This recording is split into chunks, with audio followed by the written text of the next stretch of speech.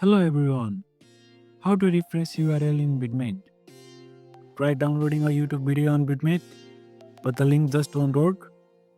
Maybe it's stuck, outdated, or refusing to load. Don't worry, you are just seconds away from fixing it like a pro. How to refresh a YouTube URL in Vidmate? Method 1. Copy and paste again. Open YouTube.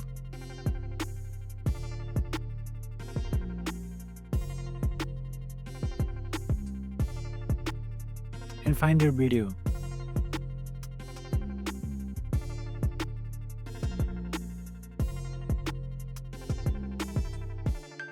Tap share, then copy link again. After it, open Vidmate.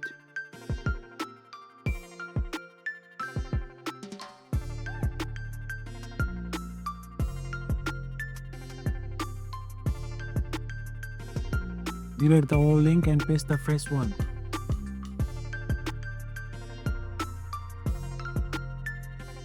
Method 2. Restart Vidmate. Close Vidmate completely. Remove it from recent apps. Open it again and try pasting the URL. Thank you for watching. Smash the like button, hit subscribe and share it.